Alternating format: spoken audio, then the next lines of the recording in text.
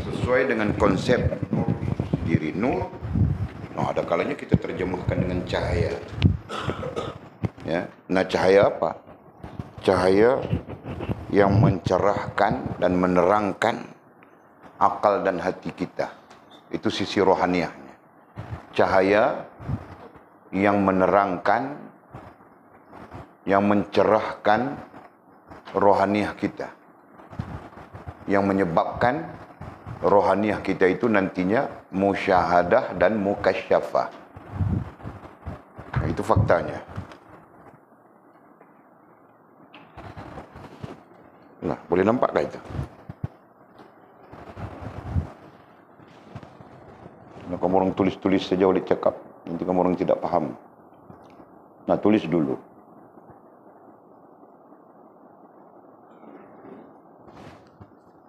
Nah, itu faktanya. Kita lihat ini dulu ya, nanti baru kita lihat di sini. Jadi, sebagai penjelasannya, nah, hati atau rohaniah yang ada nur. Jadi nur ini nanti datang dari mana? Para ulama menyimpulkan nur ini datang dari, ada beberapa ya. Nomor 1 datang dari ilmu. Nomor 2 datang dari hubungan yang sempurna dengan Allah. Ya. Nah, yang lain mengatakan, kita masukkan semua. Yang lain mengatakan dari amalan yang baik. Seperti zikir dan sebagainya. Ya, amalan-amalan yang baik. Nah, nur datang dari sana.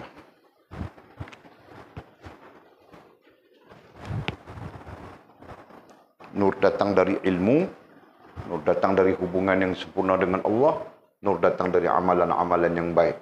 Nah, ada juga para ulama kita yang menyimpulkan terus saja, nur datang dari hubungan yang sempurna dengan Allah. Nah, di sana ada sudah ilmu dan sebagainya. Ya, nah kita menulis biar banyak faktanya di situ. Paham ke sila?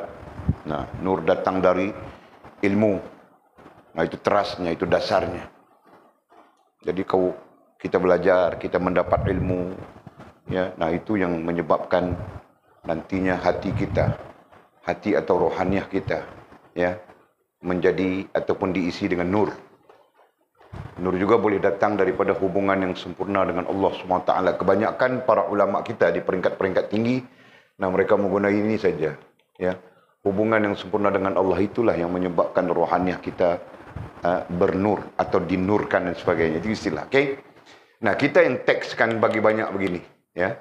Dan yang ketiganya amalan-amalan yang baik. Nah, amalan-amalan yang baik itu kalau kita istiqamah, ya kan? Nah, itu juga mendatangkan nur kepada hati kita. Hari-hari kita fikir mau istighfar. Hari-hari kita fikir mau bersalawat. Hari-hari kita fikir mau berzikir misalnya, kan? Nah, hari-hari kita melakukannya. Nah, hari-harilah bertambah nur di dalam rohaniah kita. Itu istilahnya, oke? Jadi, kemudian apabila hati kita atau rohaniah kita, ya, yang ada nur, nah nur inilah nanti yang menyuluh. Menyuluh, ya? Boleh fahamkah istilah menyuluh? Menyuluh apa-apa yang bercanggah dengan Allah Subhanahu wa taala, dengan agama dan dengan diri kita sendiri. Ya, nur inilah yang akan menyuluh, kasih tahu, seolah-olah kasih nampak kita, ya. Kita seolah-olah berjalan di dalam gelap. Kita seolah-olah berada di dalam gelap. Gelap sebab jahil kita, gelap sebab kurang ilmu kita dan sebagainya. Atau kita teraba-raba saja dalam hidup ini, ya, dalam urusan dengan Allah, urusan dengan agama, dalam urusan dengan diri kita sendiri pun. Macam orang buta saja, tahu kan? Fas. Mana Fas? Ini Fas. Kau tutup sampai bawah sana. Si Mimi itu. Mata saja nampak dia. Kau cuma nampak sikit, Pak. Jadi ku tahu saja mata ini Mimi, mata ini Fas, mata ini Lina, mata itu istriku. Jangan sampai aku tidak tahu, nanti ku tersalah pegang orang nanti. tukar. Okey. Jadi nur itu menjadi apa? Apa istilah yang mudah ya? Penyuluh. Ya kan? Nur itulah yang menjadi penyuluh kepada apa-apa yang bercanggah pada diri kita. Diri rohaniah dan jasmaniah sendiri ya. Dengan Allah, dengan agama, dengan diri kita. Nur itulah nantinya yang menyuluh rohaniah dan jasmaniah kita. Apa-apa yang menyalahi, ya, apa-apa yang diri kita, apa-apa yang menyalahi urusan kita dengan Allah, urusan diri kita dengan Allah, dengan agama dan diri kita sendiri. Nur itulah nanti yang menyuluh apa-apa yang mungkin salah, mungkin silap, mungkin tersalah, mungkin tersilap terkait dengan diri kita. Terhadap Allah, terhadap agama, dan terhadap diri kita sendiri. Jelas ya? Jadi nur itu, mau datangkan nur itu, mau wujudkan nur itu, mau adanya nur itu bagaimana? Nah ini kita sebut sudah satu-satu. Pertama kau perlu, tidak boleh lari daripada ilmu. Nah itu semestinya. Kan? Yang kedua, coba untuk memastikan hubungan kita sempurna dengan Allah SWT. Nah ini berlaku secara maqamat, semasa ke semasa. Nah itu perkembangannya. Nah yang ketiga, pastikan amalan kita adalah yang baik-baik. Ya, jangan ada amalan-amalan yang jahat. Nah itu kan, jangan ada mengintai-mengintai, tengok-tengok anak darah orang. Itu termasuk jahat juga kan. Nah gitu Pak. Kecuali kau mau memperistrikan dia. Nah itu bagus. Itu amalan yang bagus. Ya. Tapi kau tidak mau memperistrikan dia, kau mau main-main saja, jangan. Ya. Ini ku ingatkan khususnya kepada anak-anakku ini, rantau Jul Mizi. Kan? Nah, kalau mau memperistrikan dia silakan. Kasih tahu betul-betul, bukan susah kan? Saya, Pakcik, Walid atau siapa saja yang kau panggil, saya berminat untuk memperistrikan ini. Nah, begitu acaranya Mizi, Jul, rantau. Rantau kau jangan suruh hantu pergi murad untuk kau. Okey, Pak. Okey, berdasarkan kepada ini, nah baru kita lihat paragraf ini. Kata musannif ini adalah kerana nur. Ya, musannif membincangkan pada paragraf ini ya, pada frasa ini dia membincangkan apa yang dibincangkan di atas. Yaitu mengenai apa? Mengenai orang-orang yang melihat pertolongan Allah Subhanahu wa taala kepadanya. Orang-orang yang mendapat pertolongan Allah Subhanahu wa taala dalam berbuat ibadat dan dalam memperkenankan doanya dan dalam memelihara imannya. Ya, dari situ ya.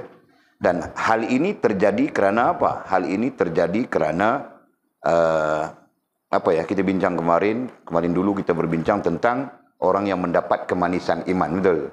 Ya kan? Nah, seolah-olah paragraf di bawah ini adalah implikasi tentang orang yang mendapat kemanisan iman. Nah, justru orang yang mendapat kemanisan iman itu, mereka akan melihat sendiri pertolongan Allah SWT. Mereka akan nampak sendiri pertolongan Allah SWT. Mereka akan faham sendiri pertolongan Allah SWT terhadap diri mereka. Khususnya dalam berbuat ibadat. Nah, dalam arti kata yang lain, nah Allah menolong mereka sehingga hidup itu keseluruhannya menjadi ibadat. Nah, sampai begitu, kan? Ya. Nah, sampai-sampai para ulama pernah mendiskusikan orang-orang yang mendapat pertolongan Allah Subhanahu wa taala kerana kemanisan iman itu, tidak ada ruang hidupnya yang tidak jadi ibadat. Semuanya jadi ibadat. Nah, sampai begitu. Ya kan? Nah, kalau kita berbincang tentang ruang hidup, nah, satu hari 24 jam saja, bukan banyak. Nah, artinya 24 jam itu jadi ibadah ya pada sisi Allah Subhanahu wa taala. Jelaskah? Nah, nanti ke depan kita akan bincang itu. Kita akan jumpa itu tentang isu-isu 24 jam jadi ibadah. Nah, 24 jam itu kita melibatkan apa? Kita bincang sudah sebelumnya. 24 jam itu melibatkan kita kerja. Nah, mudah-mudahan pertolongan Allah SWT, kerja kita 8 jam menjadi ibadah. Ya kan? Apalagi 24 jam itu melibatkan kita tidur 8 jam. Nah, 8 jam tidur. Nah, 8 jam itu mudah-mudahan menjadi ibadah pada sisi Allah SWT. 24 jam itu apalagi makan, minum, begitu begini, bumah-bumah, campur-campur semua. Nah, 24 jam semuanya jadi ibadah pada sisi Allah SWT. Mudah-mudahan. Nah, itu semua berlaku dengan pertolongan Allah. Kenapa? Karena kita bukan cerita ibadah. Mau angkat mata pun tidak ada daya dan upaya, betulkah? Mau angkat apa? Mau angkat kelopak mata. Itu yang disebut Allah di dalam Al-Quran. Nah, mau menggambarkan bahawa kita tidak punya daya dan upaya apapun. Nah, itu sebagai gambaran untuk kita sedar, ya, untuk kita sendiri menyedari bahawa kita adalah hamba Allah Subhanahu wa taala yang sangat lemah. Justru pergantungan kita adalah Allah Subhanahu wa taala. Ya, dan kita menjadi hamba yang sangat memerlukan bergantung kepada pertolongan Allah Subhanahu wa taala. Nah, kerana pertolongan Allah Subhanahu wa taala lah kita hari ini mampu berbuat ibadah walaupun penuh dengan kelemahan. Kerana pertolongan Allah Subhanahu wa taala lah kita mampu berdiri dengan syariatnya, syariat iman, syariat Islam, syariat ihsan, walaupun kita di dalam keadaan yang masih tidak faham, masih kejahilan, gitu kan? Kerana pertolongan Allah Subhanahu wa taala lah kita berada di sini. Walid berada dengan kamu orang pun berada dengan Walid. Fahamkah, Mimi? Kerana pertolongan Allah Subhanahu wa taala lah Mimi berada di sini. Jika tidak, dia pun mungkin pramugari juga. Ya, mungkin saja Mimi. Contoh saja. Kerana pertolongan Allah Subhanahu wa taala lah, ya, kita sedang berusaha memperbaiki diri kita. Berusaha untuk meletakkan diri kita di posisi-posisi yang baik, yang kita simpulkan untuk sempurna hubungan dengan Allah Subhanahu wa taala. Begitu kan? Nah, ada banyak lagi orang di situ, di sini, di Sinun, di Siko, di macam-macam tempat. Nah, mereka tidak fikir urusan yang kita fikir. Mereka tidak pernah memikirkan apa yang kita fikir. Mungkin boleh katakan begitu. Bahkan mereka tidak terlibat. Ya, mereka sentiasa happy saja. Pergi kerja siang hari. Ya, petang pulang pergi memancing. Pulang memancing, lepak kedai kopi. Lepas lepak kedai kopi, pulang tidur. Besok pergi kerja. Nah, begitu saja pusingannya kan. Nah, mereka langsung tidak memikirkan. Dan kita menjadi orang berpikir. Kenapa? Karena itu adalah pertolongan Allah SWT kepada kita. Jelas ya? Nah, kita bincang sudah tentang pertolongan Allah SWT. Kemarin, Walid mau menampakkan saja. Nah, terus, apabila Allah Subhanahu wa taala memberi pertolongan kepada kita dan kita melihatnya, yakni dengan makna memahaminya, ya.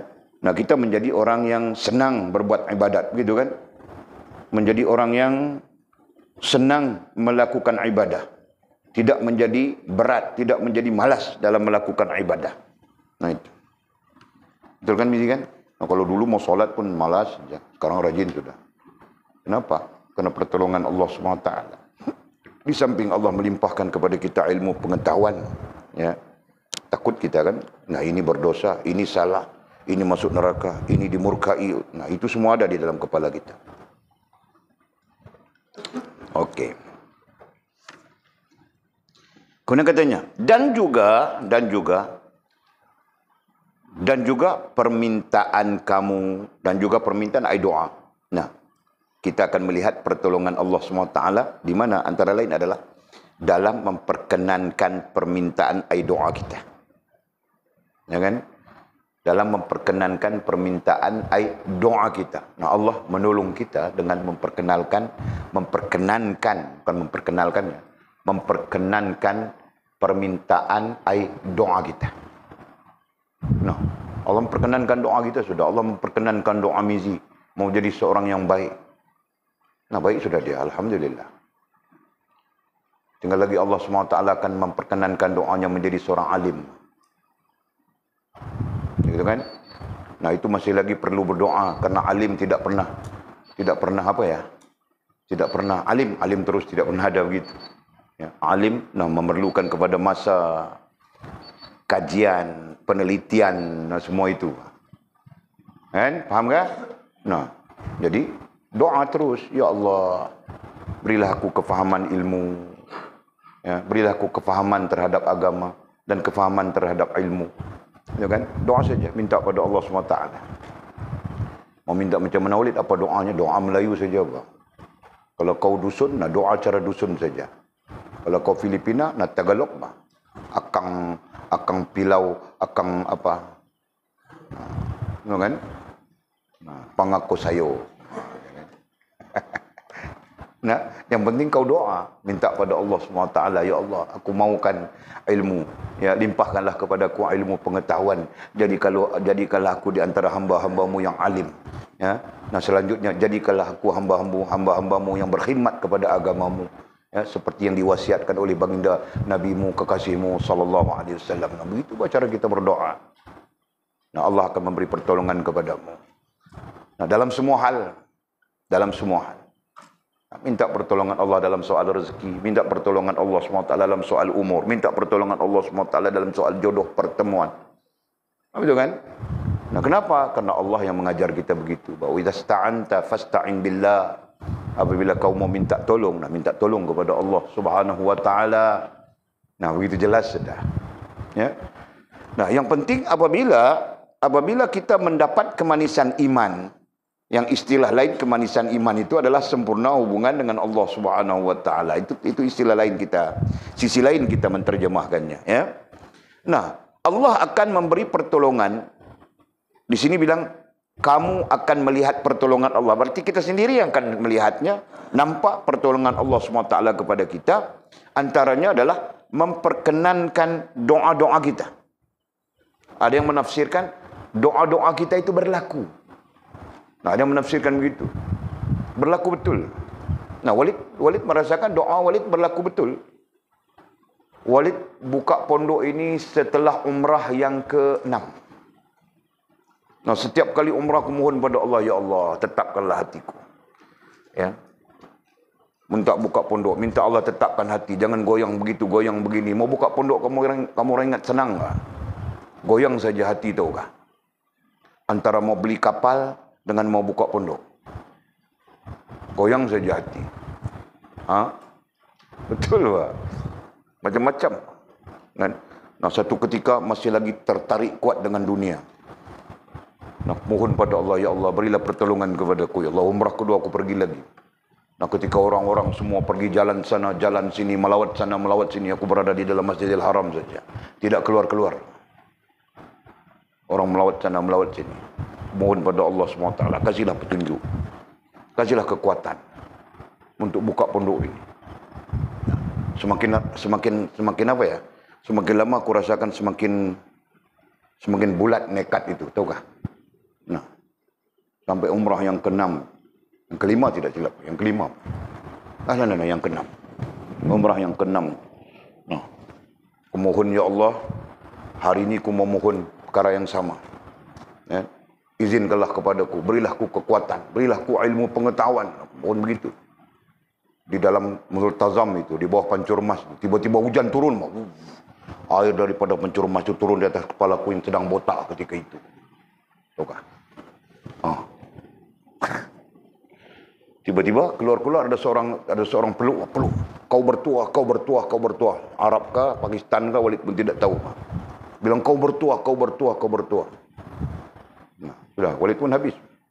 Pulang-pulang, nah inilah yang terjadi. Kan? Keputusan buat terus beli itu di sana, beli di sini kemudian sikit. Kan? Nah, itu pertolongan Allah kan. Siapa yang boleh buat itu?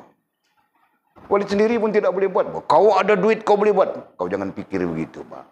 Belum tentu orang yang ada duit boleh buat. Betul kan? Nah, sama saja.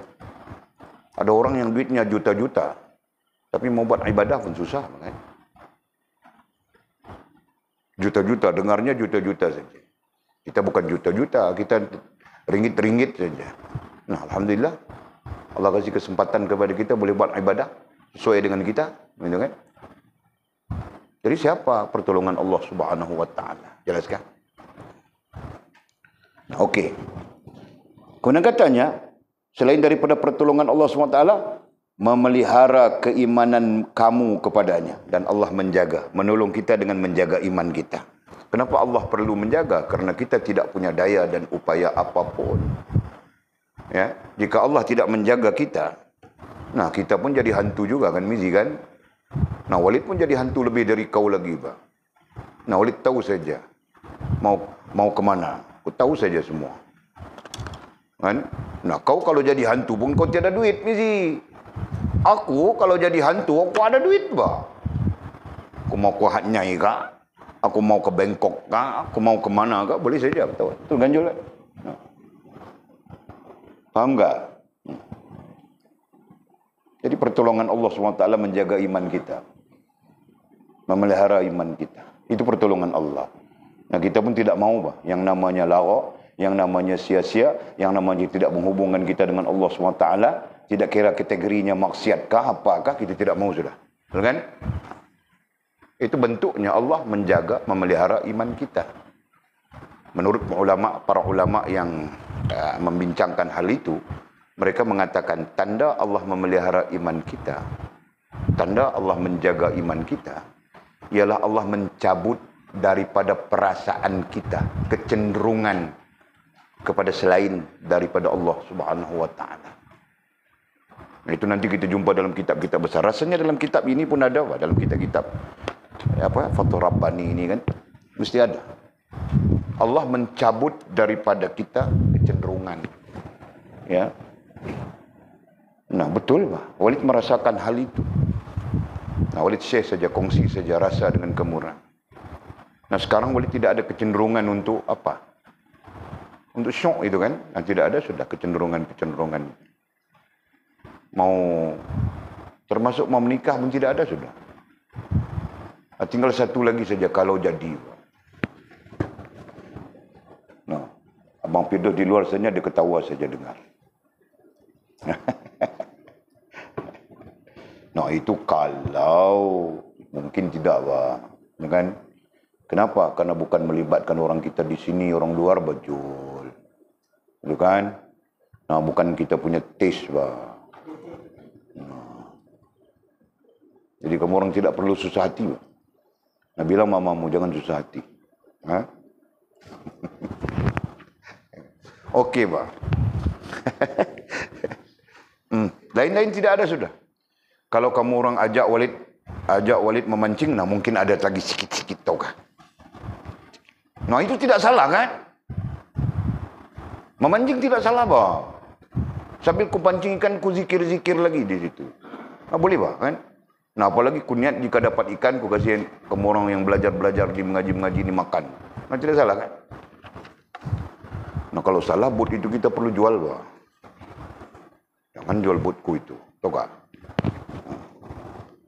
Nah, itu sikit-sikit ada lagi, Pak. Rasa mau pergi memancing, mau pergi tangkap ikan, tangkap udang gitu kan, masih ada. Yang lain-lain tidak sudah. Sampai-sampai mau jalan sana sini pun tidak ada sudah dalam hatiku.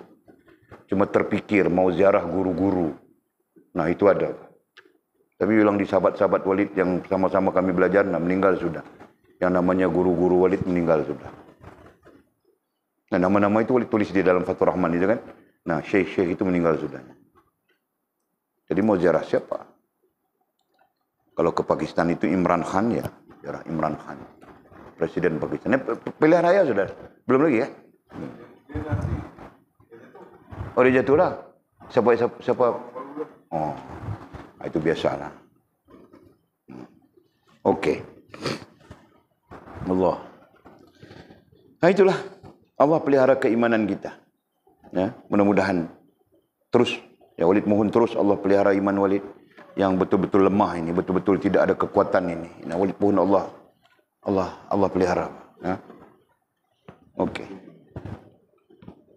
Nah, itu bentuknya pertolongan Allah Subhanahu wa taala antara implikasi apabila kita mencapai kemanisan iman atau tafsirannya adalah sempurna hubungan dengan Allah Subhanahu wa taala. Itu tafsiran kepada kemanisan iman ya. Tafsiran kepada kemanisan iman. Antara tafsirannya. Sebab para ulama ini kadang-kadang berbeza menggunakan istilah. Nah, di kitab lain bilang kemanisan iman. Di kitab lain bilang sempurna hubungan dengan Allah SWT. Di kitab lain mungkin istilahnya lain. Nah, tapi menggambarkan hal yang satu. Ya, menggambarkan hal yang satu. Nah, itu. Okey, jadi termasuk implikasinya. Ya. Termasuk implikasinya adalah Allah melimpahkan nur Itu yang kita bincangkan tadi. Allah melimpahkan nur di dalam hati-hati kita. Dan nur itulah nantinya menjadi, ada ulama menggunakan istilah, nur itulah nanti menjadi benteng-benteng, tembok-tembok dan sebagainya. Nah itu terlalu pasif ya, terlalu pasif. Nah kita aktifkan. Nah aktifnya nur itulah yang menjadi penyuluh ya, terhadap apa-apa yang menyalahi, terhadap apa-apa yang bercanggah, terhadap apa-apa yang tersalah dan tersilap. Ya, karena tersalah dan tersilap itu adalah apa ya? Adalah bagian daripada kelemahannya kita hamba. Betul kan? Nah, tetapi ketika kita tersalah, tahu kita, oh ini tersalah sudah aku. Ketika tersilap, tahu kita ini tersilap sudah aku. Nah, apa yang menunjukkan itu? Nurnya. Nah, itu jelas ya? Nah, sama saja dengan yang bercanggah, dengan yang menyalahi itu tadi.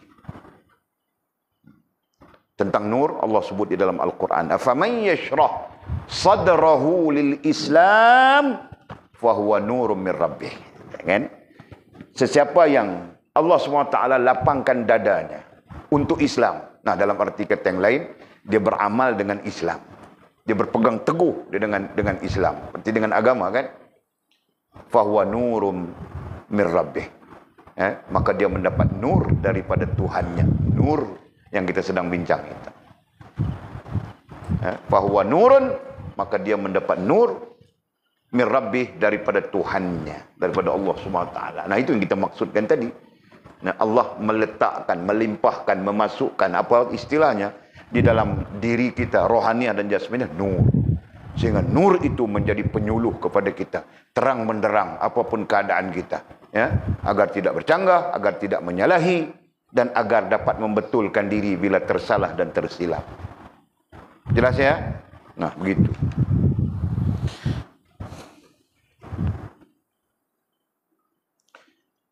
Ia adalah kerana nur yang ada di dalam hati itu dan gemarnya, dan gemarnya.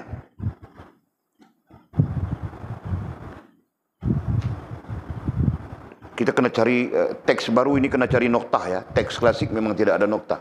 Teks baru ini perlu diletakkan noktahnya supaya kita tidak keliru ayatnya. Ini adalah kerana nur yang ada di dalam hati itu dan gemarnya kamu meninggalkan berbuat ibadah itu adalah kerana nur yang ada dalam hati itu mengetahui dan mengenali orang yang menyalahi, yakni melanggar suruhan Allah SWT dan lupa kepadanya. Nah, jadi teks ini canggung. Betul kan? Nah, sebab itu boleh cerita ini dulu, boleh terangkan ini dulu. Nah, yang boleh terangkan ini adalah bentuk penerangan kebanyakan para ulama kita ahli sunnah wal jamaah. Nah, itu sama saja. Nah, ini yang benar. Ini yang benar. Nah, jadi ayat yang benarnya lebih tepat dilihat di dalam teks klasiknya. Teks klasik tadi macam mana? Lupa dah. Baca sekali lagi.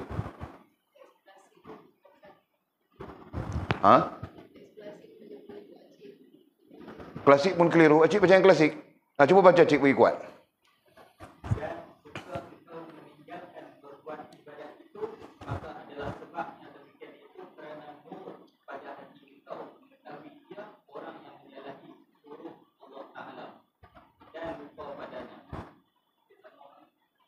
Lebih kurang keliru Nah, jadi kita ambil yang ini. Nah, ambil yang ini. Yang ini betul. Ini berdasarkan kepada pandangan para ulama kebanyakan. Nah, jadi kita keliru dari segi teks saja. Tapi Walid lebih senang dengan teks klasik. Sebab Walid sudah terbiasa dengan perkataan Arab tidak ada noktah. Nah, jadi Walid nampak saja maksudnya sama dengan ini. Ya, cuma teksnya mungkin perbezaan bunyinya itu. Nah, jadi pada keseluruhannya ayat ini terbalik. Kita anggap terbalik saja. Ya. Nah, sesiapa yang Allah Subhanahu Wa Taala limpahkan kepadanya nur, nah nanti dia akan mengetahui, mengenali apa yang menyalahi suruhan Allah Subhanahu Wa Taala kepadanya. Nah, begitu maksud mudah. Ya. Sesiapa yang Allah SWT limpahkan kepadanya nur di dalam hati, ya. Nah, perkataan gemar ini rasanya tidak boleh dipakai. Kerana kita ada dua sisi. Satu sisi, Allah melimpahkan nur di dalam hati kita. menyebabkan kita jadi suka beribadah. Nah, teks itu kita bincang sudah di atas. Betul kan? Kita menjadi suka beribadah di mana? Nah, itu tuh. Ya, jadilah hidupnya penuh dengan nikmat dan badan yang menjadi senang melaksanakan suruhan Tuhan. Nah, itu kita bincang sudah. Betul? Jelas ya? Nah, jadi gemar itu kita tinggalkan. Perkataan gemar kita tinggalkan. Jadi orang-orang yang Allah SWT limpahkan ke dalam hatinya nur, ya, menjadikan mereka apa? Menjadikan mereka memahami, menyedari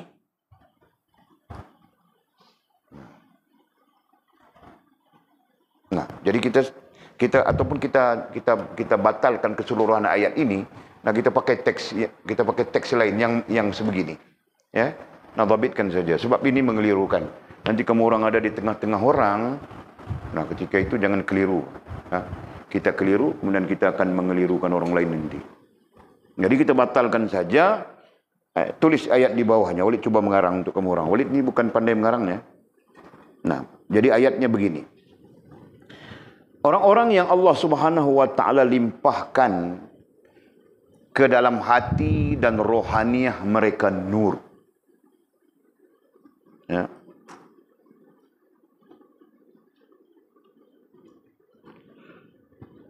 Orang-orang yang Allah Subhanahu wa taala limpahkan ke dalam hati.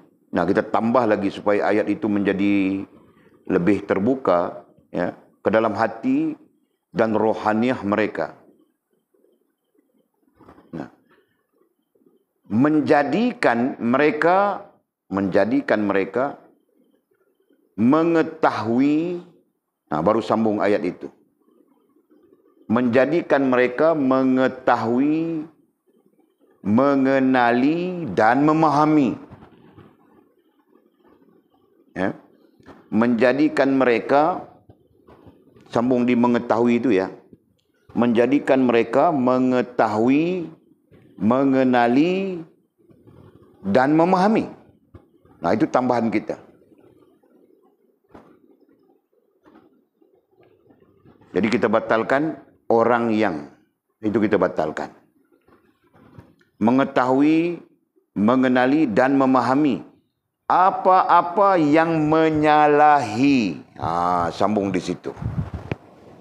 Apa-apa yang menyalahi, yakni melanggar suruhan Allah Subhanahu wa taala kepadanya. Perkataan lupa itu dibuang. Dan lupa itu dibuang. Nah, supaya ayat itu menjadi jelas.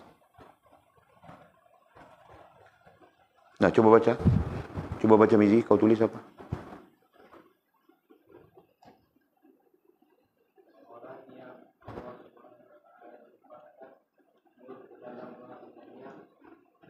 Hati dan rohaniahnya. Sebab nanti kau tertinggal perkataan hati. Kau nanti boleh mensyarahkan hati adalah bahagian daripada rohaniah, begitu kan? Nah, okey, terus.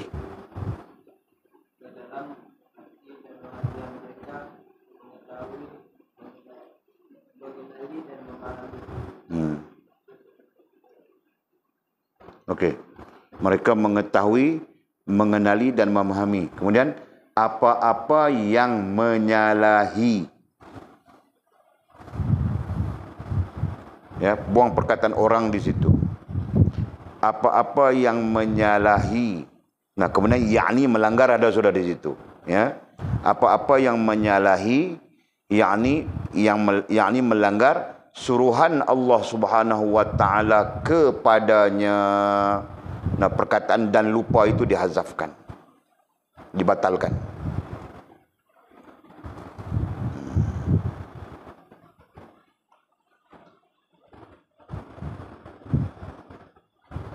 Jadi ayat ini secara tidak langsung kalau mau diambil pakai, nah, orang-orang yang meninggalkan berbuat ibadah itu kerana nur di dalam hatinya gelap.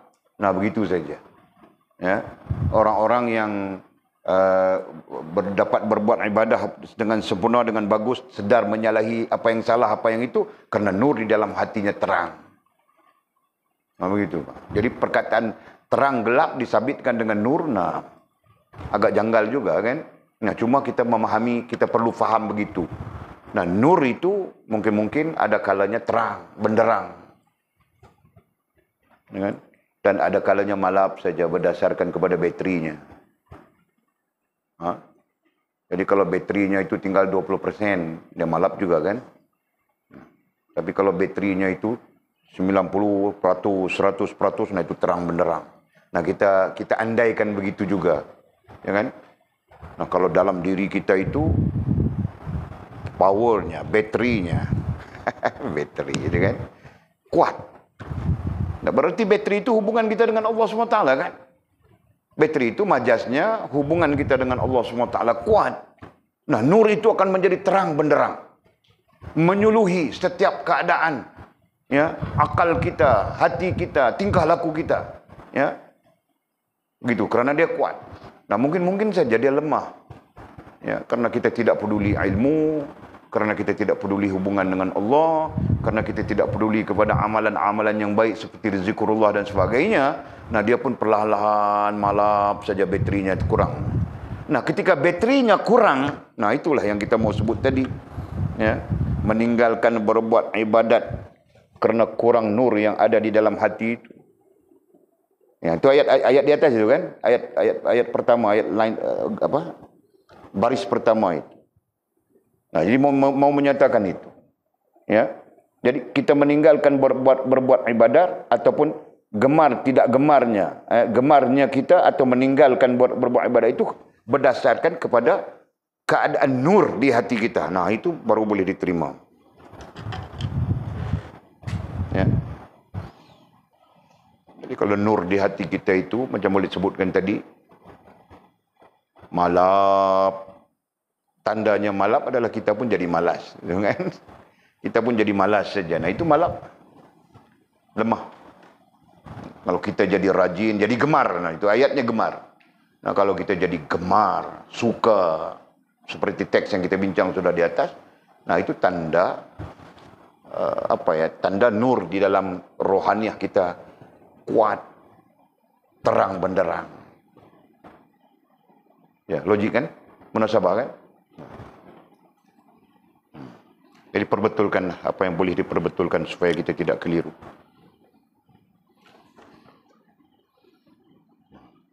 Jadi seolah-olah ayat ini musannif mau menceritakan kepada kita, teks ini mau menceritakan kepada kita tentang nur. Nah, itu poinnya. Jadi nur itu ada dua keadaan. Keadaan yang kuat, jelas, terang benderang, dan satu lagi keadaan yang lemah. Gitu kan? Tidak terang, tidak jelas, lemah dia. Nah, pada keadaan yang kuat, jelas, terang benderang, nah dia gemar dalam berbuat ibadat. Dalam keadaan yang lemah, ya, malap, nah dia meninggalkan ibadah. Nah, seolah-olahnya begitu pada ayat pertamanya. Nah, dan didokong dengan ini, ya, didokong dengan yang kita catatkan di sini. Nah, jelas sudah maksudnya. Nah, bolehkah? Boleh, ya? Nah, pastikan boleh ya, kamu orang mau mengajar, jaga. Nanti ada sikit lagi, ada pertanyaan orang daripada luar. Ada orang WhatsApp, boleh tanya, boleh jelaskan sekejap lagi. Okey, terus. Katanya umpama racun yang terdapat dalam hati anda, katanya. Nah, ini lagi satu hal. Umpama racun, contohnya racun yang terdapat dalam hati anda. Jika orang itu ada akal, akan lari meninggalkannya. Dan dia tidak akan makan makanan yang ada racun. Nah, ini isunya bukan racun di dalam hati. Nah, racun di dalam hati itu isu lainnya. Isunya di sini adalah nur yang ada di dalam hati kita. Nah, kiasan majasnya tadi adalah nur, kan? Nur yang ada di dalam hati kita itu dapat mengenali racun. Nah, begitu maksudnya, ya.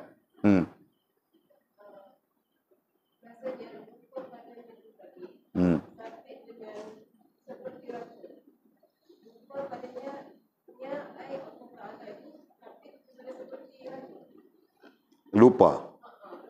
Ayolah, betul lah. Memanglah tetap dia nak disabitkan. Cuma bila kita berdasarkan kepada teks ini, ada yang kita batalkan tadi dalam satu teks. Kita batalkan supaya tidak keliru. Jadi kalau kita nak pakai lupa, kita kena buat keluar perkataan lupa kepada Allah Subhanahu Wa Taala itu, kita kena tulis teks lain. Jadi batalkan perkataan, bukan batalkan, tambahkan perkataan umpamanya, contohnya lupa kepada Allah Subhanahu Wa Taala itu, begitu ayatnya. Faham tak? Menjadi racun yang terdapat di dalam hati kamu. Ayat tu boleh. Faham tak? Contoh kita katakan, kita tak mau pakai perkataan umpamanya. Kerana dalam teks klasik tak ada umpama ada. Ada? Tak ada. Tak ada, kita tak payah pakai lah. Kita tak payah pakai perkataan umpama. Kita katakan, contohnya ataupun kita nak sebut, terus sebut saja, lupa kepada Allah Subhanahu Wa Taala itu adalah racun yang terdapat di dalam hati kamu. Jelas kan? Nah, itu lebih jelas. Tetap tak lari. Sebab apa? Sebab teks Arabnya apabila diterjemahkan, takkanlah nanti nak menyalahi pemahaman, kan? Nah, tetap sifatnya apa yang kita faham. Jadi betul ayat tu. Apa dia? Lupa tu. Dah kita hazafkan pada ayat tu. Kalau kita tak hazafkan pada ayat tu, nanti kita keliru. Ya, dengar kita baca balik. Baca balik Mizi. Yang kita hazafkan lupa kepadanya ayat tu.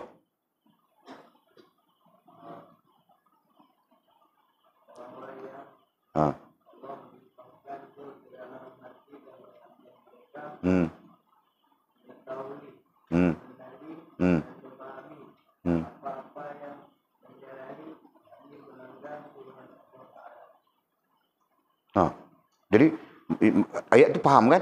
Ayat itu kita boleh faham kan? Kalau kita baca ayat itu, baca balik Mizi, baca balik. Nanti boleh sambung di ujung. Baca. Orang-orang yang Allah melimpahkan nur ke dalam hati dan hatinya mereka, mengetahui, mengenali dan memahami apa-apa yang dijalani. Melanggar, yakni melanggar suruhan Allah Subhanahu Wa Taala kepadanya. Nah, ayat itu komplit sudah. Kalau kita baca mengetahui dan mengenali dan memahami, betul kan? Apa-apa yang menyalahi, yakni melanggar suruhan Allah SWT dan lupa kepadanya. Nah, ayat itu kelihatan janggal. Kerana kejanggalan itulah kita hazafkan. Sebab kalau berdasarkan kepada teks Arab pun tidak munasabah untuk dia meletakkan ma'ruf dengan majhul sekali. Tak mungkin. Kecuali dalam ayat yang lain. Nah, itu kaedah balaghah ya. Ilmu balaghah. Sebab biasanya antara teks Itulah. Masalah klasik memang tak ada noktah. Kita faham dah yang tu. Arab pun kalau dia main, dia bukan ada noktah. Yes.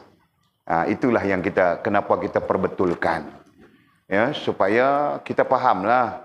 Si pengalih bahasa ni mungkin dia pun bukan ahlinya dalam soal mengalih bahasa. Betul kan? Nah, apalagi terjemah. Jadi di situ kita kena berhati-hatilah kerana apabila mereka bukan ahli, berarti ada kesilapan-kesilapan dalam pengalih bahasa, pengalihan bahasa, dan mungkin ada kesilapan-kesilapan dalam penterjemahan. Nah, itulah. Jadi kita berhati-hati dengan bersangka baik kepada mereka.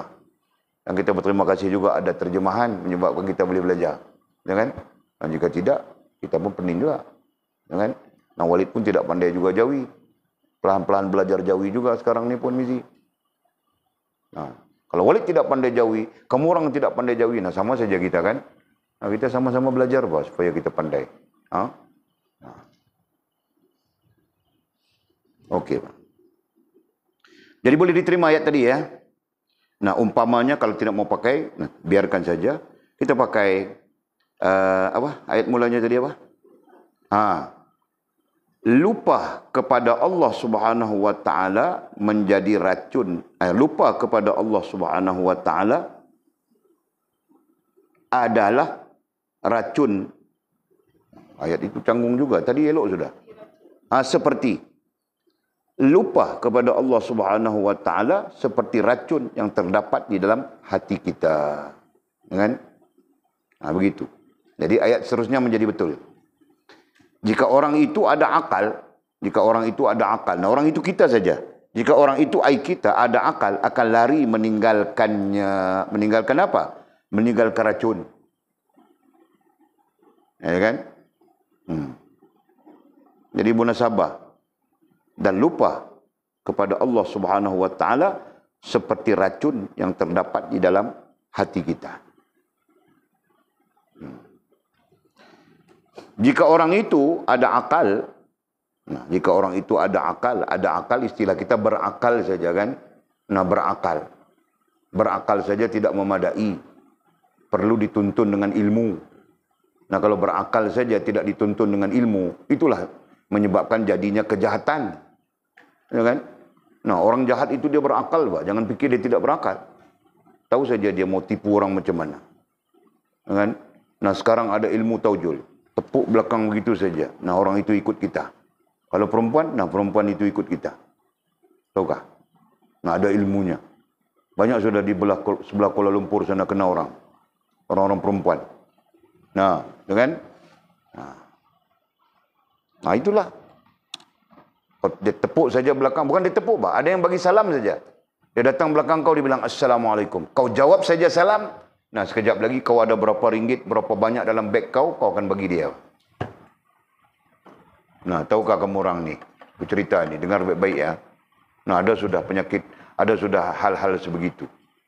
Nah, Mimi ada 10,000 dalam begnya. Ini beg mengaji kitabnya ni, 10,000. Nah, keluar dia, datang orang belakangnya, Assalamualaikum. Mimi pun, Waalaikumsalam. Keluar kesedaran sudah. Saya mau duit ada dalam beg awak 10,000 itu. Kau pun Mimi pun bagi Nah, itu sudah ada sekarang, tahu tak? Nah, belum tepuk lagi. Dia tepuk belakang kau saja. Pengsan sudah kau. Ikut dia saja. Nah, Walid mau juga itu. Orang tepuk belakang Walid ikut Walid mau juga. Tapi tidak ada siapa yang mau menepuk belakang Walid.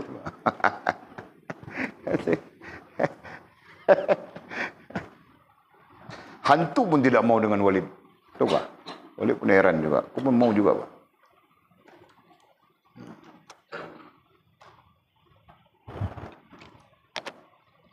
Okey. Nah, jelas. Terus. Ulang ayat tadi ya.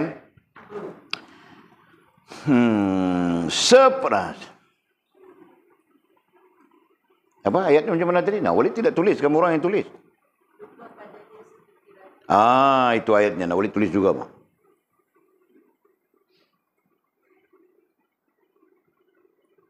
Lupa padanya ayat Allah Subhanahu wa taala. Jadi kamu orang tabit lupa pada Allah Subhanahu wa taala terus. Nah, itu lebih memudahkan ya. Lupa kepada Allah Subhanahu wa taala seperti racun yang terdapat di dalam hati kamu. Nah, jadi kita pun ambil ingat ya, jangan lupa kepada Allah Subhanahu wa taala. Bahkan Allah Subhanahu wa taala sendiri mentakdirkan supaya hamba ini sentiasa ingat kepadanya dengan solat 5 waktu. Kan? Nah, datang padanya syariat azan supaya kita tidak lupa semuanya kepada Allah SWT. Ya, antara subuh dengan zuhur. Nah, kita sembahyang subuh, kemudian kita pun lupa sudah kepada Allah SWT. Acik, syok kerja begini, lupa sudah. Tup, datang zuhur. Ingat kita kepada Allah SWT. Begitu kan? Nah, asar, sebagainya. Nah, itu semua hikmahnya salat antara lain. Walid mau cakap tentang salat, karena ada orang bertanya. Boleh WhatsApp ya, nah, nanti Walid jawab balik. Hikmahnya salat adalah kita sentiasa mengingati Allah SWT, dan sisi lain adalah kita sentiasa berhubungan dengan Allah Subhanahu wa taala. Ya. Nah, itu. Jadi sebab itu munasabah untuk kita menerima hakikat bahawa lupa kepada Allah Subhanahu wa taala adalah seperti racun yang terdapat di dalam hati kita. Nah, seperti hati kita sudah kena racun sudah. Itu kita belajar sudah tentang racun kan? Kita belajar tentang racun, ingatkah? Pas kau ingatkah kita belajar tentang racun? Kau mana ingat, Fas? Kau kira mau menikah saja. Kita belajar tentang racun. Kita belajar tentang ini, akal, hati, nafsu. Gitu kan? Belajar tentang itu. Bukan mbak, susunan ini salah sudah. Susunan akal diracun. Ini susunan nafsu mengalah sudah kan? Nah, susunan akal teracun. Nafsu, akal, hati. Nah, ini susunan akal kita diracuni. Ketika nafsu di atas, nah akal kita diracun, hati kita diracun. Ya? Diracun oleh siapa? Diracun oleh iblis di sini. Iblis di luar ini. Ya? Nah, iblis menggunakan apa? Iblis menggunakan nafsu. Iblis menggunakan nafsu, dia mempromosikan nafsu. Nah, daripada nafsu inilah dia masukkan racun ke atas akal dan hati kita. Kan? Faham tak, Mizi? Faham sila? Nah. Jadi, akal kita teracun sudah. Hati kita teracun sudah. Nah, jadi di sini dia gunakan istilah hati kan? Hakikatnya itu hati adalah meliputi termasuk akal. Ya kan? Nah, ketika hati kita teracun berarti akal kita teracun sudah. Nah, itu istilah racun yang kita bincangkan tadi. Nah, ketika akal dengan hati kita teracun, nah disitulah kenapa kita nanti bercanggah, menyalahi, serta terlibat dengan salah dan silap. Ya kan? Nah, sisi lain, apabila hati kita teracun, nah, ini yang menjadi, apabila hati kita teracun, berarti nur ini tidak dapat menempati hati kita. Nah, itu pun satu sisi pandang dan mungkin dibincangkan oleh para ulama lain. Ya, nanti kita baca kitab-kitab lain dan mungkin begitu. Nah, kalau tidak salah Walid Abdul Wahab Sya'rani dalam kitabnya Al-Yawaqit wal Jawahir. Ya, dia menyebut begitu. Bahawa nur itu tidak akan menempati hati-hati yang rosak dengan racun iblis. So, ayatnya seolah-olah begitu. Nah, Walid tidak ingat. Melainkan nanti tengok kitabnya, tawasul kepada kitabnya sebut. Nah, insyaAllah kita ingat. Syekh Al-Imam Abdul Wahab Sya'rani rahimahullah ta'ala. Nanti kamu orang ada kesempatan baca Al-Yawaqit wal Jawahir.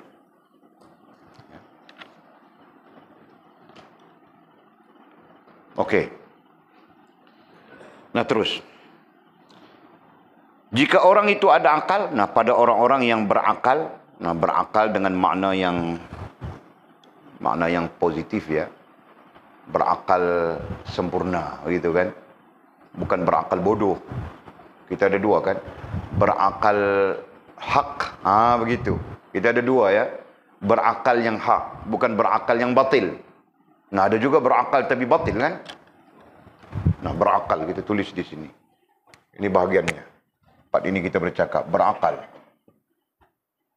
Nah, berakal berarti bagus sudah. Tapi, dia hak atau batil. Nah, jadi kalau yang hak itu bagus, yang batil itu jangan. Bahkan sampai-sampai, yang batil itu dibilang tidak berakal juga. Gitu kan? Nah, menggambarkan akal yang rusak. Okey, jadi, jika orang itu ada akal, berakal yang hak kita maksudkan tadi, akan lari meninggalkannya air racun. Nah, walaupun datang dalam bentuk majas, racun. Nah, racun itu apa? Lupa kepada Allah Subhanahu Wa Taala. Ya, jika orang itu berakal, akan lari meninggalkannya ai lupa kepada Allah Subhanahu Wa Taala. Nah, dia akan lari daripada meninggalkan perkataan itu nanti tidak selari. Meninggalkan, nah majasnya adalah racun, meninggalkan racun. Nah, maksud racun di situ adalah lupa lalai kepada Allah Subhanahu Wa Taala. Nah, artinya orang-orang yang berakal tidak akan lupa, tidak akan lalai kepada Allah Subhanahu Wa Taala. Ya, berusaha untuk tidak lupa, berusaha untuk tidak lalai kepada Allah Subhanahu Wa Taala. Nah, kepada atau dengan, itu istilah yang kita guna pakai. Nah, mudah-mudahan kita orang berakal kan. Nah, ini kita berusaha untuk tidak lupa, berusaha untuk tidak lalai kepada Allah Subhanahu Wa Taala. Walaupun kita penuh kelemahan, lupa juga, lalai juga kita. Tapi kita berusaha. Nah begitu. Kan? Nah berusaha kita pagi, subuhnya, berusaha kita zuhurnya, berusaha kita asarnya, berusaha kita maghribnya, berusaha kita isyanya, berusaha kita dengan majlis ilmunya.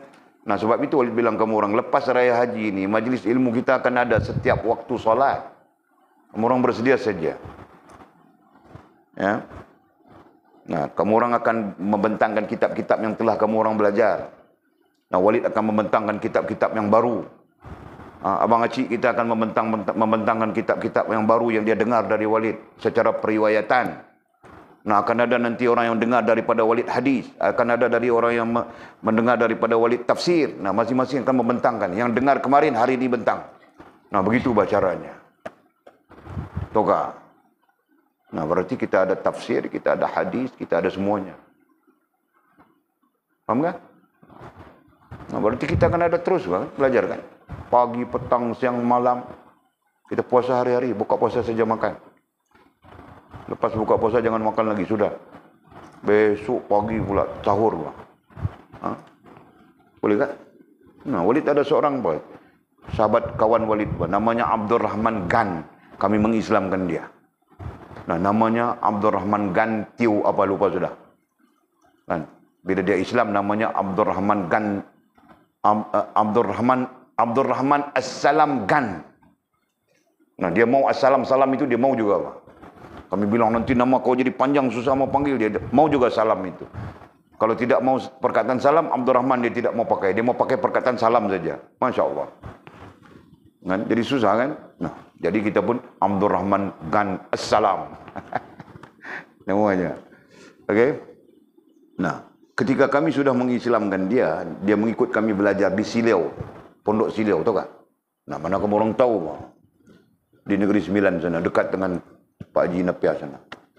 Pondok sana. Nah, dia hari-hari puasa. Hari-hari dia puasa, tahu tak? Ketika dia belajar di pondok itu, dia hari-hari puasa. Dia sahur satu apa yang bancu-bancu tepung atas kuali itu panggil apa? Lempeng. Itu saja. Sahur dengan lempeng, buka puasa dengan lempeng, buka puasa kurma dengan lempeng. Hari-hari. Kau kasih dia nasi pun dia tidak makan. Kau kasih apa pun dia makan, buka puasa sahur dengan lempeng, nanti dia cicahlah apa yang dia mau cicah. Lepas tu buka puasa kurma dengan lempeng juga. Nah, buka puasa nanti kurma dengan lempeng ada lebih sikit. Lempeng kentang kan. Nah, begitu saja dia. Kentang itu dia masak, dia apa dijadikan sebagai cicahnya. Kan? Nah, itu sih. Hari-hari. Nah, Walid ketika kami keluar daripada pondok itu kami datang ke tempat lain, bukan datang ke tempat lain, Pak. Kami masuk ke dalam IO. Nah, dia masih di situ. Saya dengar Walid sampai dia di situ berapa tahun? 6 tahun ke 7 tahun kah? Nah, dia berkeadaan seperti itu juga. Sekarang Walid pun tidak tahu di mana. Kalau ada Walid mau datangkan dia ke sini. Kau duduk di sini, kau mengajar di sini. Aku bayar gaji kau. Nah, kalau ada dia. Tapi tidak tahu di mana, sudah mau cari pun. Ini orang bukan main Facebook nih. Kalau ada main Facebook boleh juga cari-cari itu kah? Kan? Nah. Jadi tidak bolehkah kita begitu? Nah, kita ajar diri kita begitu, Pak. Lupakan ayam goreng. Lupa segala-galanya yang namanya makanan itu kan. Nah, kita makan begitu saja. Yang penting hari-hari kita ada belajar. Hari-hari kita ada masa belajar begini-begini. Nah. Termasuk lupakan tidur, Pak. Aku kesian sila nanti. Kurus sila. Tidak dapat tidur. Nah, insyaAllah ya. Lepas raya haji kita mulai itu semua. Terus. Jika orang itu berakal, akan lari meninggalkan apa? Meninggalkan racun. Majas racun. Orang yang berakal dia akan tinggalkan racun. Dia lari tinggalkan racun. Dia tidak akan mengambil racun. Nah, seolahnya begitu. Sedang racun itu adalah majas kepada lupa lalai terhadap Allah Subhanahu Wa Taala. Dan dia tidak akan makan makanan yang ada racun. Bahkan bukan saja lari, makanan yang ada racun dia tidak akan makan karena tahu dia racun. Nah. Meskipun rasanya air makanan, meskipun rasanya air makanan itu manis dan nikmat sekalipun. Nah, tetap dia tidak makan. Kenapa? Karena dia tahu itu racun. Nah, begitulah lupa lalai kepada Allah Subhanahu Wa Taala menjadi racun kepada rohaniah kita. Seperti mana makanan makanan pada jasmaniah kita yang beracun. Nah, kita perlu lari, perlu tinggalkan. Nah, itu maksudnya. Jangan ada kelalaian, kelupaan, jangan ada kelupaan dan kelalaian di dalam rohaniah kita. Nah, itu maksudnya. Jelas ya? Jelas ya, Miji? Jadi macam mana untuk kita tidak lalai dan tidak lupa? Bagaimana untuk racun lalai dan racun lupa? Bila sebut racun lalai, itulah yang disebut oleh para ulama, disebut sudah tadi, dimasukkan oleh iblis ini. Allah sebut dalam Quran itu. Ada beberapa tempat dalam Al-Quran yang Allah menyebut tentang iblis memasukkan racun lalai ke dalam nafsu kita. Iblis memasukkan racun lupa ke dalam nafsu kita. Kita bercakap sudah ya tentang kelupaan, kelalaian, kejahatan ya. Kita bercakap sudah kan? Di mana teksnya?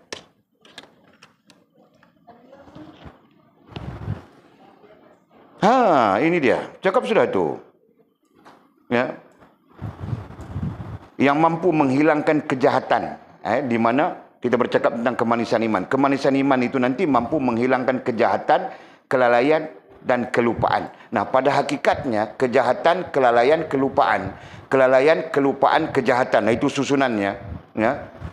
Susunannya adalah kelalaian, kejahatan. Ini susunannya. Kelalaian.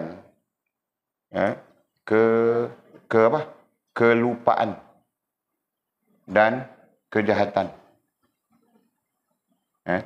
Nah, ini susunannya.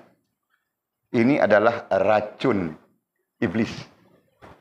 Okey, di mana iblis akan membawa racun ini dan dimasukkan ke dalam nafsu kita. Nah, begitu. Okey. Nah, ketika nafsu kita menerima racun ini sesuai dengan nafsu kita kan? Sebab itu Allah bilang inna nafsa la ammarakum bisu. Nafsu ini mengajak kita kepada kejahatan. Nah, sangat sesuai dengan iblis ketika itu. Nah, bersesuaian nafsu dengan iblis itu bersesuaian. Nah, nafsu ini kemudian meracun akal, meracun hati. Nah, gitu kan? Apabila akal dan hati kita teracun, nah kedua-dua objek ini, kedua-dua ini teracun, ya, nantinya dia akan memadamkan nur. Memadamkan, memalapkan. Nah, kita analogi saja. Memalapkan atau memadamkan. Nah, memadamkan apa? Memadamkan nur itu. Nah, kita jadi semakin lemah. Mula-mula datang dulu berserban kita, bukannya besar serban Mizi itu. Serban rantau pun besar bakul juga. Jul pun tidak kurang juga berserbannya besar. Nah, pelan-pelan malap sampai sekarang nah hilang sudah serban-serban semua orang. Nah, itu contoh saja. Tidak ada kena-mengena dengan Jul, Mizi dan rantau.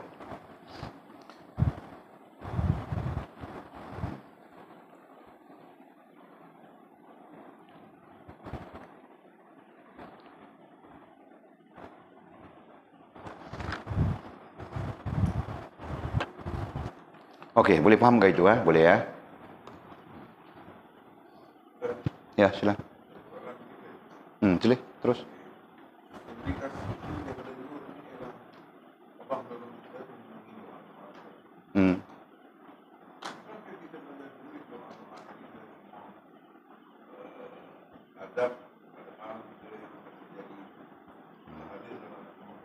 Okey.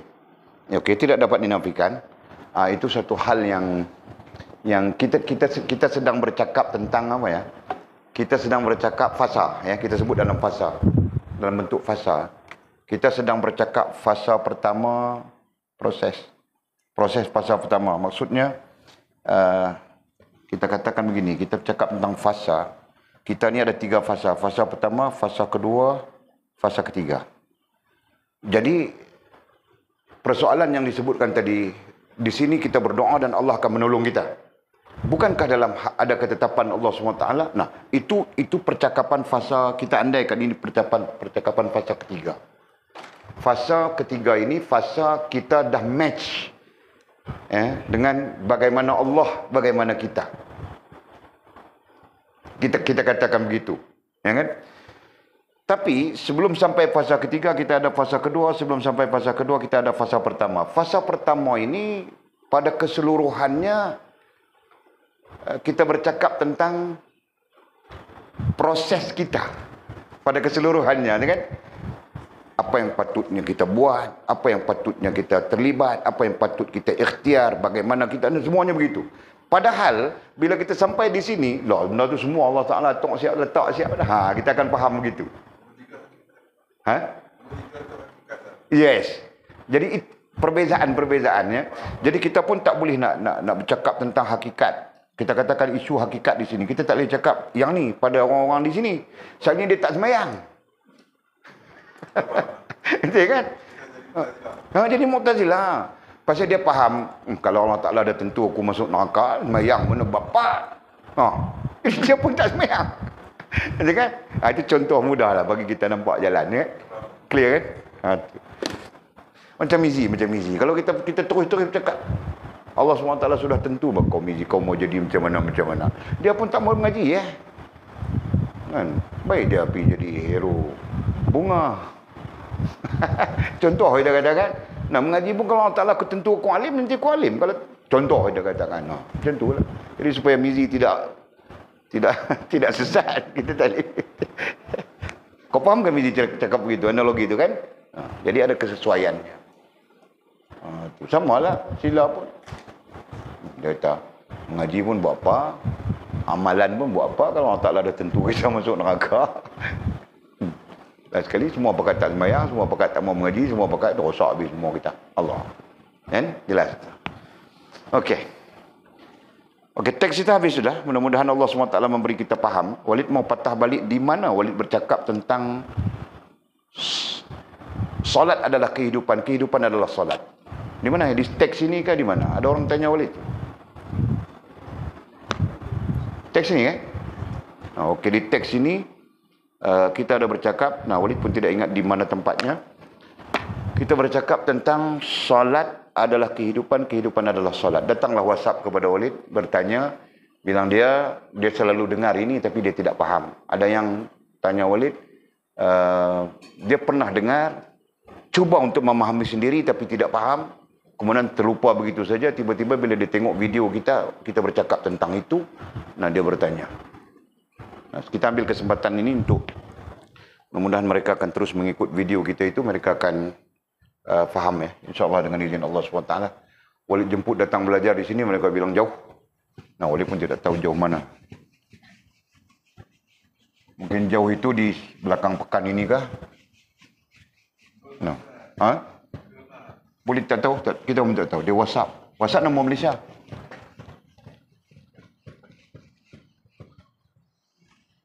Okey, Walid terangkan balik benda ini, mudah-mudahan kita juga mendapat manfaatnya dalam bentuk yang Walid tunjuk sudah jadual.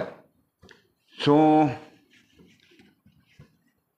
bagaimana solat itu, bagaimana kita menyebutkan solat itu sebagai kehidupan.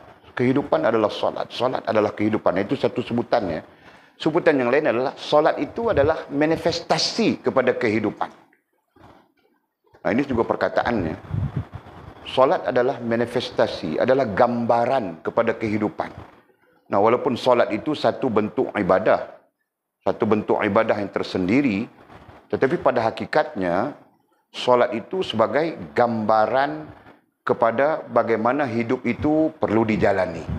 Itu kan? Boleh ke ayat itu? Boleh memahamkan? Boleh faham ke ayat itu? Ya? Boleh ayat mas? Kita sebutkan ayat itu di sini ya. Satu, kita guna istilah solat adalah kehidupan.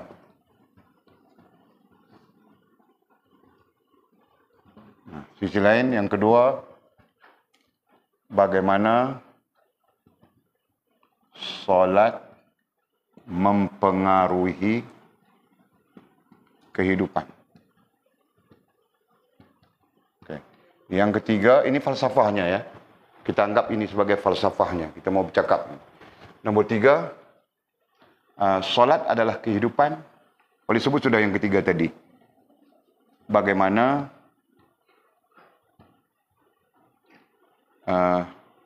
manifestasi solat dalam kehidupan. Nah, ini konsep falsafah ya. Konsep ini Walid mengajar, Walid sebut dulu perkataan-perkataan ini supaya kita melihat, kita dapat melihat kita dapat melihat pengertian yang kita mau sebut. Nah, ini adalah falsafah, orang panggil falsafah ya. Falsafah kepada kita belajar sesuatu, jadi kita munculkan pertanyaan ataupun bentuknya dulu. Faham tak? Nah, berdasarkan kepada hal ini, nah kita begini saja. Kita sebut tentang apa? Kehidupan ya. Kehidupan dan solat. Nah, jadi nanti kita begitu saja. Okey. Nah, bukan kita mau bercakap tentang solat itu tentang fik ya. Kalau kita menyebut solat itu tentang fik. Nah, kita terus kepada pemahaman kita berdasarkan kepada jadual ini. Solat, pemahaman kita berdasarkan kepada ini ya, berdasarkan kepada persoalan ini. Nah, okey. Satu, kita lihat dulu solat, ataupun kita lihat dulu dalil. Ya, betapa solat itu sangat berkait rapat dengan kehidupan. Kehidupan itu berkait rapat dengan solat. Dalilnya antara dalilnya adalah wa'mur ahlaka bis-shalah. Tengok ayat. Tengok Quran. Wa'mur ahlaka bis-shalah wastabir 'alaiha la nas'aluka rizqa nahnu narzuquk walillahil 'aqibatu lil muttaqin. Nah, itu ayatnya. Dalil itu sudah sangat menunjukkan dekatnya solat dengan kehidupan, rapat, bukan dekat lagi. Rapatnya solat dengan kehidupan. Ya, di mana ditunjukkan? Ditunjukkan di rezeki. Ya, disebut rezeki pada ayat itu. Ya. Nah, rezeki, kehidupan itu berarti keperluan kan? Nah, dalam kehidupan orang mencari keperluan.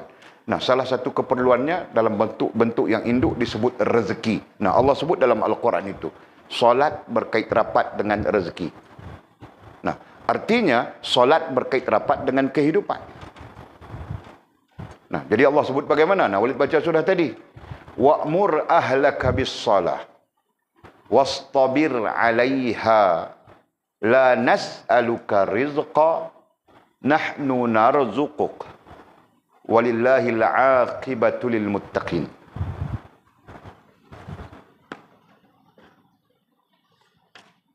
Rasanya dalam kitab ini pun ada perbincangannya. Sekejap ya.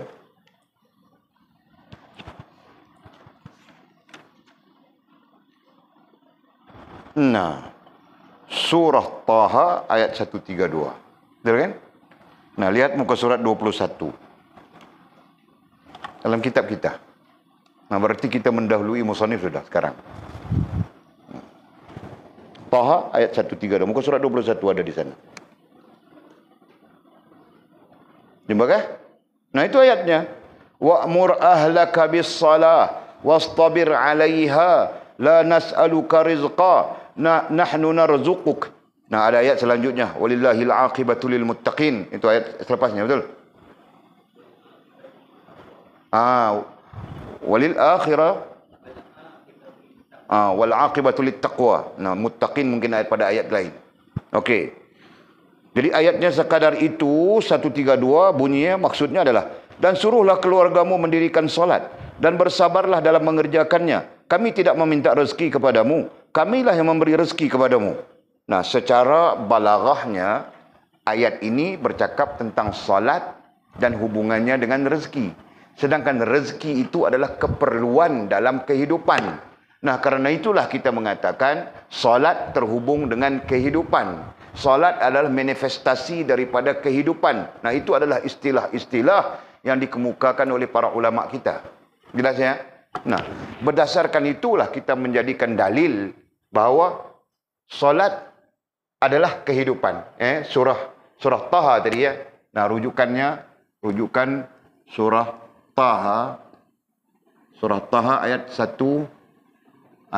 132. Betul? Nah, okey. Jadi berdasarkan kepada hal ini, nah sekarang kita melihat kepada solat. Ya.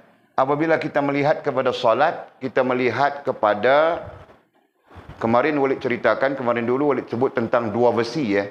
Satu versi daripada kalimah syahadah.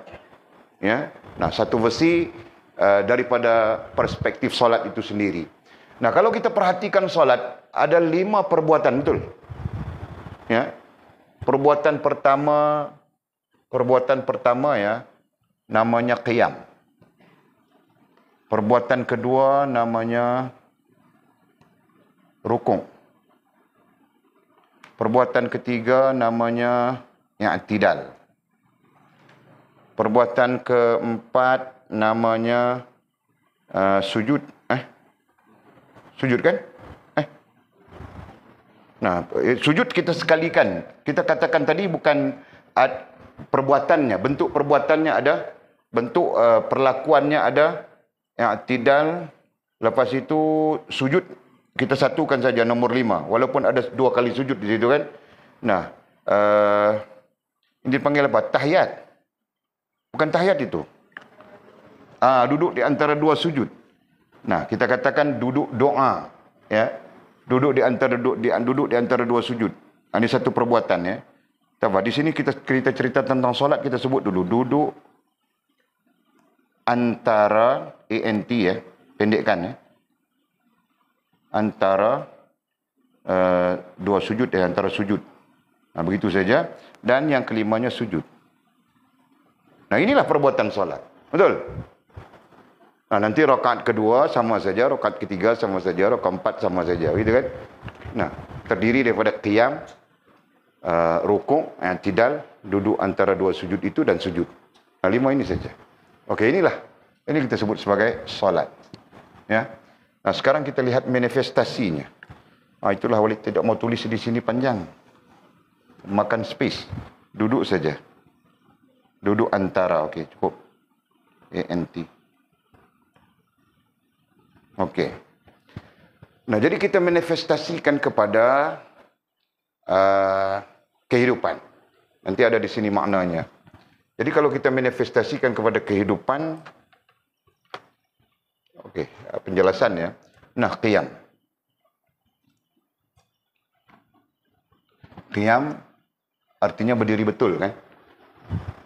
Kita manifestasikan kepada kehidupan, qiyam artinya berdiri betul. Artinya kita bersama-sama dengan Allah Subhanahu wa taala. Itu bahasa mudahnya ya.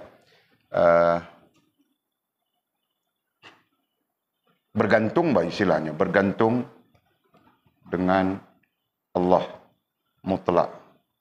Nah, itu bahasa mudah. Nanti dibahaskan bergantung itu apa. Padahal kita berbincang sudah bergantung itu apa, betul kan? Nah, jadi yang kedua, ini manifestasinya, rukuk. Rukuk artinya kita menanggung, memikul agama. Ya. Jadi rukuk artinya menanggung atau memikul agama pada diri kita. Nah, pada diri saja.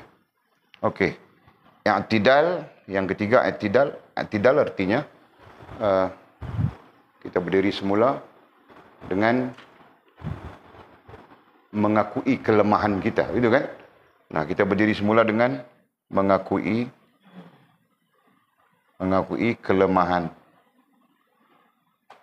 kelemahan diri kita dalam memikul agama itu. Nah, keempat, karena kelemahan itu kita banyak salah, banyak silap dan sebagainya, ya kan? Nah, yang keempat itu duduk antara sujud, berdoa. Memohon ya, berdoa, memohon, meminta ya, berdoa Nah, sifatnya sentiasa berdoa meminta daripada Allah SWT. Meminta dari Allah. Nah, ini sifatnya semua dengan Allah ya. Menanggung memikul agama pada diri kita, mengakui kelemahan diri kita. Nah, sekarang berdoa meminta daripada Allah SWT. Dan yang keempat, yang kelimanya adalah menafikan syirik kepada Allah SWT.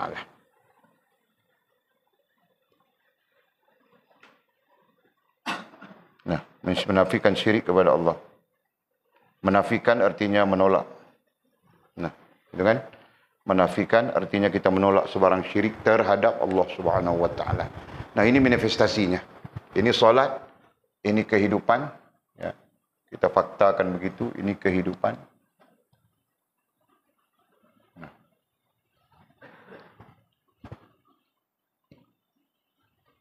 Okey.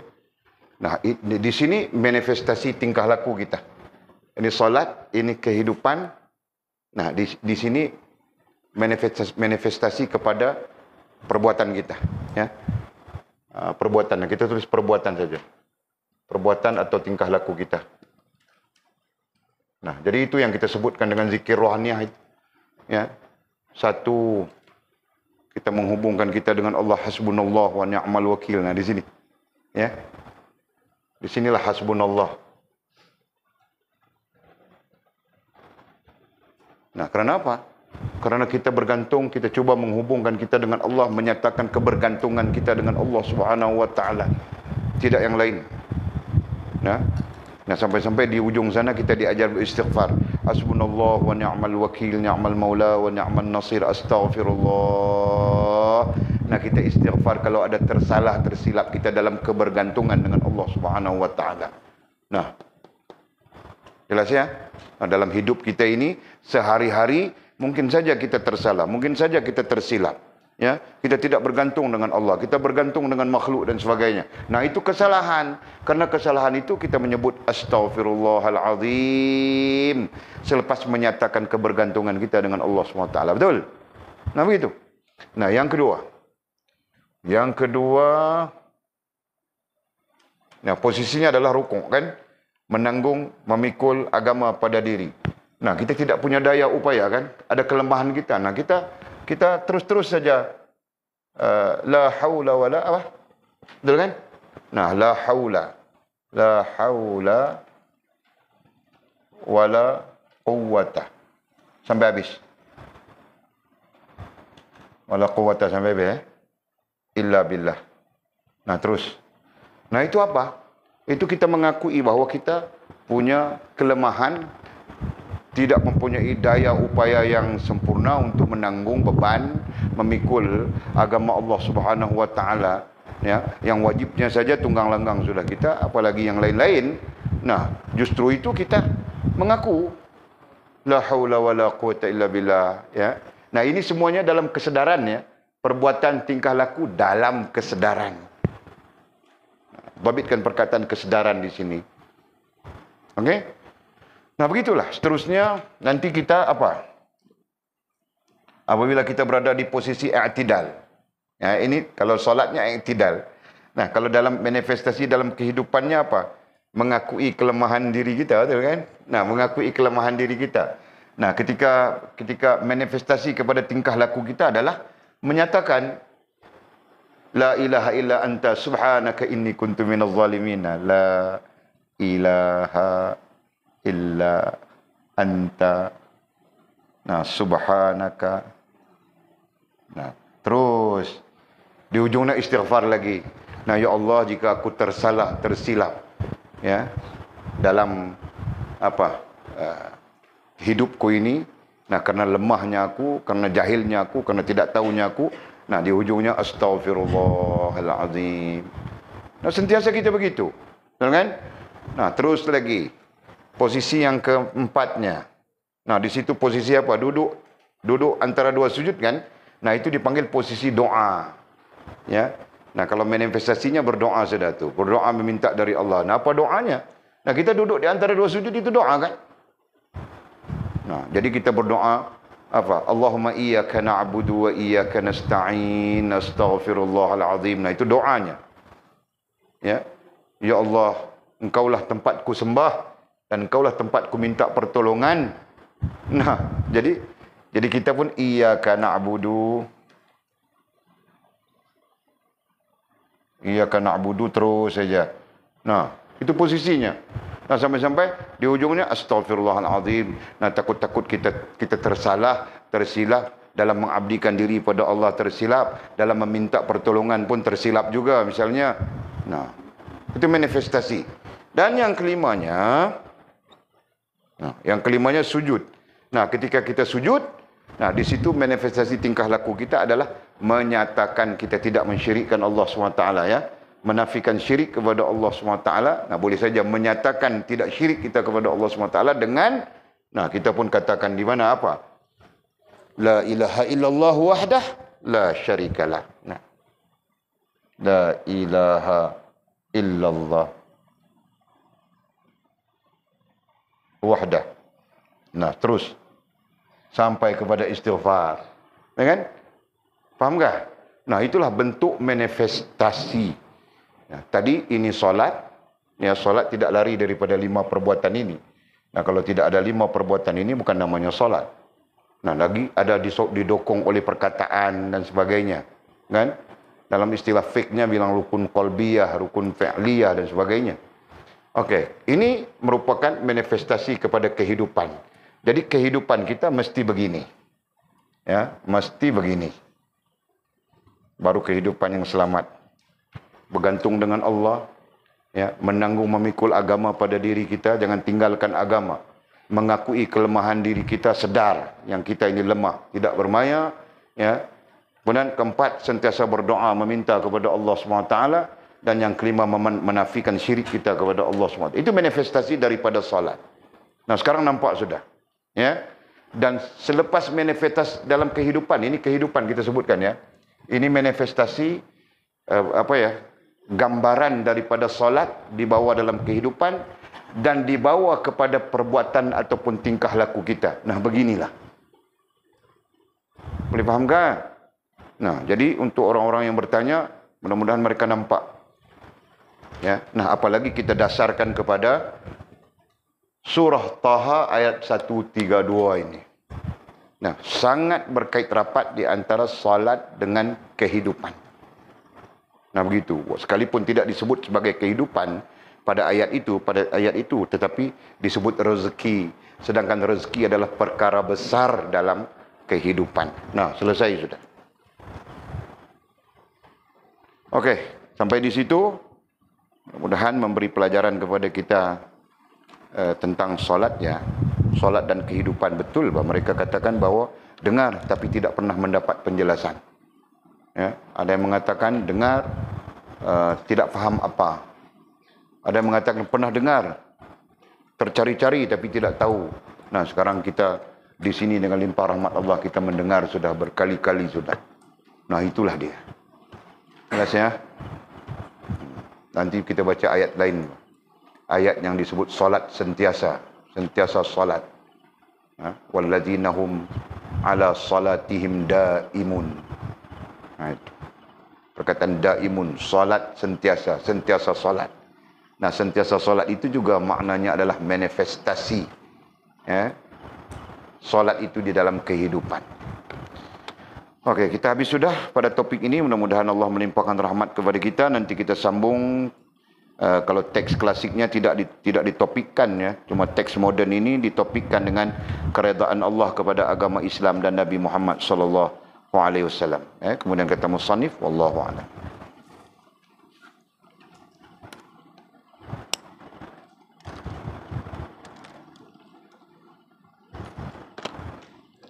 Okey, ada soalankah? 10-8 minit. Malam ini kita makan nasi, lauk ayam Turki. Masak apa, Mak? Masak apa? Kau masak apa, Mimi? Gulai. Turki mana ada gulai.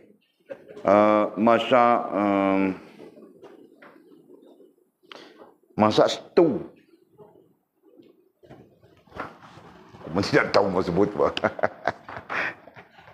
Okey. Ya.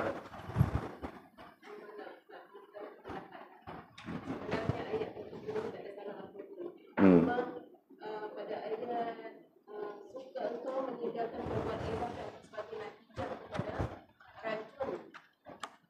Jadi berarti susun ayat itu tidak betul. Kalau ayat klasik ni kan yang depan jadi Sebab yang klasik biasanya dia terjemah mengikut Arab. Dia terjemah mengikut dialek Arab, balaghah Arab itu sendiri. Sedangkan pengalih tulisan kita ni dia Arab pun dia tak ikut, Melayu pun dia tak ikut juga. Itu masalah kita. Jadi kita terpaksa membawa ayat ini kepada satu nilai pemahaman. Sisi lain kita terpaksa membawa satu nilai pemahaman, satu hal.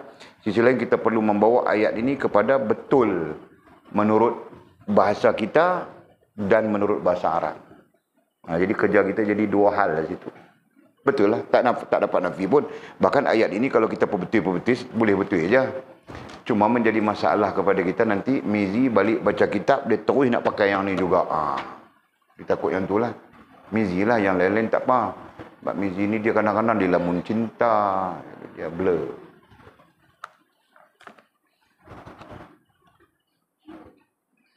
Aku cerita kau hero Mizi tu. Ya. Kita sudah betulkan tadi. Cuma kalau nak perbetul di sini, kita ambil masalah.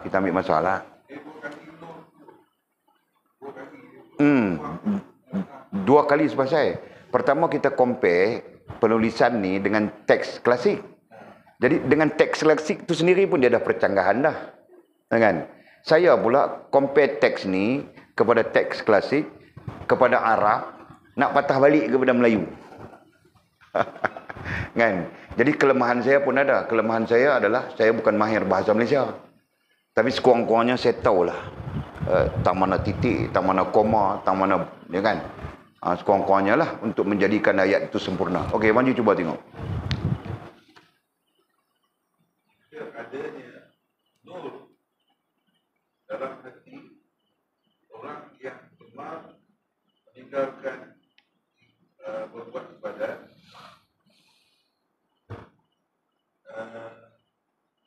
dia akan mengetahui dan mengenali apa yang menyenangi, melanggar Tuhan Allah Ta'ala dan lupa kepada dia. Ya, boleh pakai. Jadi kita kena buat penambahan lah. Buang dan tambah ayat lain. Alih. Betul lah, sama lah dengan konsep kita sebut tadi. Boleh, tak ada masalah apa. Jadi kalau ayat itu lebih membantu kita, nah itu lebih baik lah. Cuba mau diulangkan balik. Cuba perhatikan semua ya. Di mana perlu kita tambah, di mana perlu kita buang. Itu garis pertamanya, ayat pertamanya itu. Terus Manji, ulang balik. Jika adanya nur dalam hati orang yang gemar meninggalkan berbuat ibadat. Orang yang gemar meninggalkan berbuat ibadat ya. Orang yang gemar, jadi perkataannya tu tak boleh pakai, anda tu kita buang terus.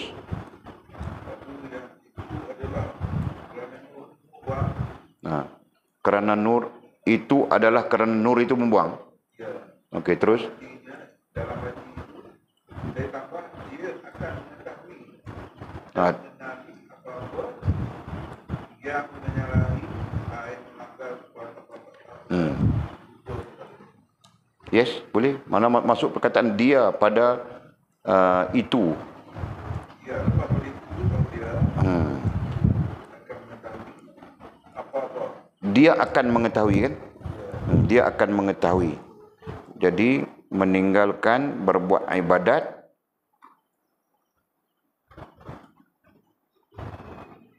Nah, jadi meninggalkan berbuat ibadat, perkataan selepasnya itu adalah kerana nur dibuang kan? Ya. Buang sampai hati. Okey, boleh. Kalau begitu ayat tu tak jadi janggal lah. Dan mengenali apa-apa. Orang yang mengenali orang, itu buang orang itu buang. Orang yang mengenali. Ya, orang. Yang mengenali orang. Kita pun buang tadi dah tu. Mengenali apa-apa yang menyalahi. Jadi mengetahui dan mengenali ai memahami apa yang menyalahi. Betul dah tu tadi.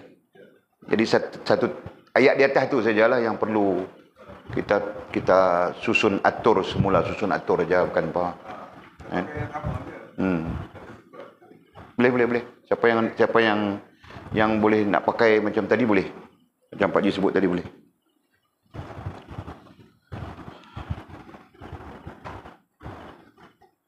Dia kalau yang klasik dia pakai dia ikut Arab, dia terbalik. Kawan ni pula kadang dia terbalik, kadang dia betui. Lebih parah daripada itu, dia meletakkan titik koma pada tempat yang salah. Itu je. Bukan ahli lah cerita dia. Jadi nak mengalih bahasa ni pun dia kena ahli. Selain daripada dia ahli bahasa Arab, dia kena ahli juga bahasa Malaysia. Pasal dia nak alih pergi kepada bahasa Malaysia. Bahasa Melayu kan. Ini bahasa Arab pun dia tak ahli, bahasa Melayu pun dia tak ahli. Dia berdasarkan kepada teks klasik tu saja. Payah. Itu isu dia. Wallahualam. Baik, habis dah. Apa sudah jelas? Kau ini hari mata kau elok sikit. Kemarin kau bengkak saja, kau menangis kuat dah. Kau menangis kuat apa? Malam-malam minta ampun pada Allah, ya Allah, ya Allah. Gitu kan. Bagus wasilah ni. Dia sentiasa menangis. Dia menjaga hubungannya dengan Allah Subhanahu Wa Taala.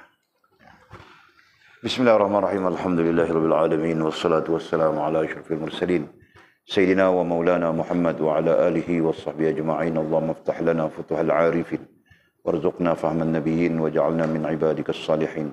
اللهم اهدنا الصراط المستقيم صراط الذين أنعم الله من النبيين والصديقين والشهداء والصالحين. اللهم ربنا افتح بيننا وبين قومنا بالحق وأنت خير الفاتحين. اللهم أعنا على ذكرك وشكرك وحسن عبادتك. اللهم فقهنا في الدين وعلمنا التأويل. اللهم فقهنا في الدين وعلمنا التأويل. اللهم فقهنا في الدين وعلمنا التأويل. وصلى الله على سيدنا محمد وعلى آله وصحبه وبارك وسلم والحمد لله رب العالمين. تقبل الله منا.